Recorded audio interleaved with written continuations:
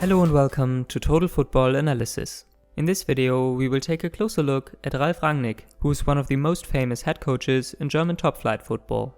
Rangnick revolutionized the Bundesliga's thinking about tactics and transition phases in particular. Our tactical analysis will mainly look at his jobs at Hoffenheim and his time at RB Leipzig, since these were the clubs where he had most of his games as a Bundesliga manager. At Hoffenheim, Rangnick mainly used a 4-3-3. Looking at his whole coaching career though, Rangnick most often deployed a 4-4-2 system, which can turn into a 4-2-2-2, as illustrated here.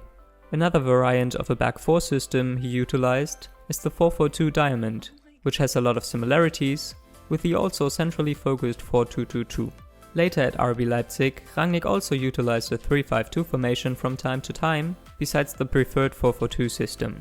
Although the principles remained the same, Rangnick's side would have one additional player in central midfield, while still playing with two attackers up front. This enables two of the midfielders to press higher up the pitch, while one of them still covers the space in front of the backline. This will allow them to outnumber opposition central midfielders, rather than the opposition fullback during the defensive phase.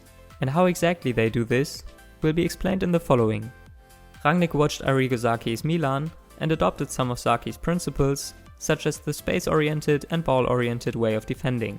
Sacchi was an innovator of the pressing game, and with the adoption, Rangnick was one of Bundesliga's pioneers when it came to the revolution from a sweeper system to a back 4 system. When out of possession, Rangnick's teams lately looked to press the opposition rather early than late in order to win the ball high up the pitch. This will then enable them to quickly transition into the attack and exploit the opposition disorganization as close to the opposition goal as possible. Concerning the pressing, Rangnick himself said that he wants to press the ball carrier with a numerical advantage of at least one more player. In order to prepare this, they use certain traps where they lure the opposition into. A common theme that can be seen when depicting his press at Hoffenheim is to offer an open midfielder to then press with several players, ideally from the blind side. In this case, Rangnick's Hoffenheim press an opposition midfielder with two players. With their 4-3-3 system, they ensured to have enough midfielders to press in the center of the pitch, while the wide positioning of the wingers forced the opposition to play into their trap. And as the opposition played into their trap, Hoffenheim can even press the ball carrier with three players in this case. But besides their pressing traps they usually set up, Rangnick's sides also possess certain pressing triggers. Square passes between center backs, for instance, would trigger their press, starting with the winger pressing the receiving central defender and therewith forcing the opposition build-up towards the same side again. With the other winger now pressing the other center back, the opposition are often forced to play an imprecise forward pass, which can be intercepted by a Hoffenheim midfielder within their narrow shape. Moreover, the ball near fullback often takes up a higher position in order to support the pressing if needed or to intercept a misplaced pass. The main difference between the Hoffenheim press and the press during his recent Leipzig job is that his Hoffenheim side rather set up in a mid-block instead of pressing within the opposition half.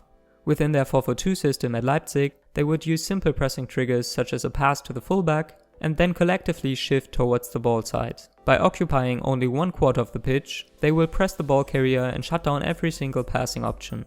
With a high pressing intensity, they disable the opposition from switching sides and exploiting the space on the far side. Within their lines of 4, they will cover each other with a diagonal staggering in order to prevent being overplayed.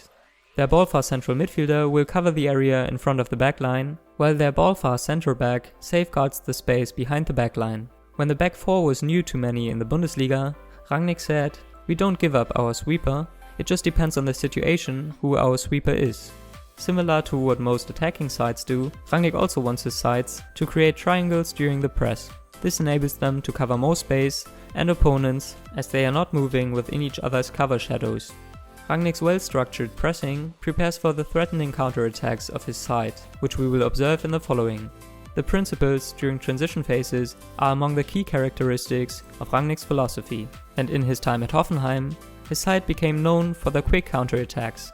While vertical passes allowed them to quickly get towards the goal, square passes were avoided as they only wasted valuable time, according to Rangnick. The German coach wanted his side to finish the counterattack within under 10 seconds, since this is the time window with the bigger probability of scoring. After regaining possession, they would immediately look for their most offensive player available. The wingers would quickly support the receiving player with deep runs. However, they only provide the maximum width needed, as this shortens the way towards the goal.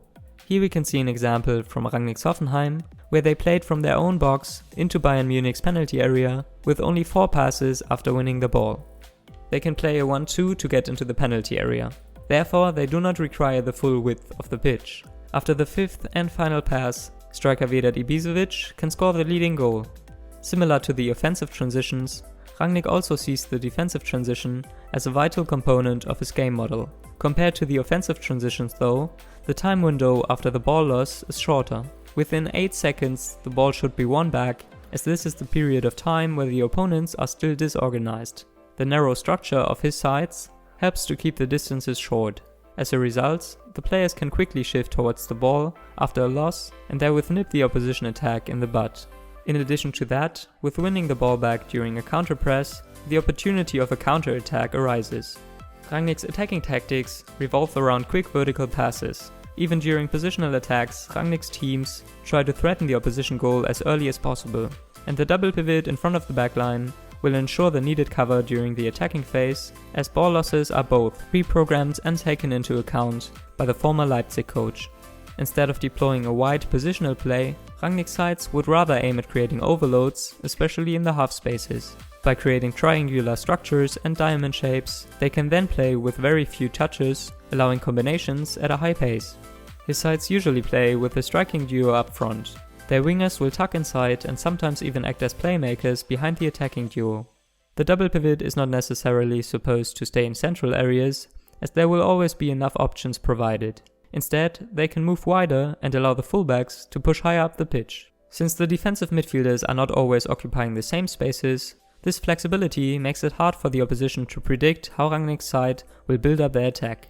These inside-outside rotations make it difficult for the opposition midfield to cover all passing lanes. As a result, it often enables Rangnick's teams to progress up the pitch through the half spaces. With their attackers positioned within the central lanes, they can then quickly penetrate the opposition backline with through passes. Furthermore, they overload the space in front of the opposition backline, and not uncommonly, the opposition backline is in a dilemma, whether to move out and open a gap or to stay at the back, enabling one of Rangnick's offensive players to receive and turn. In having a lot of players up front, they have a setup that allows for effective counter movements. While one player drops, another one is ready to exploit the space which opens up if the defender steps out. Last but not least, their narrow attacking structure also forces the opposition to defend with a narrow shape in order to cover all passing lanes within the center and the half spaces. As a consequence, it opens up space on the flanks where their fullbacks come into play. All in all, Rangnick is one of the most interesting coaches on the market at the moment, and with his experience combined with his innovative thinking, the German head coach could be an attractive coach for many top clubs, even outside of Germany. If you liked the video, give it a thumbs up and also check out the other videos on our channel. And if you don't want to miss any of our videos, subscribe to our channel for free.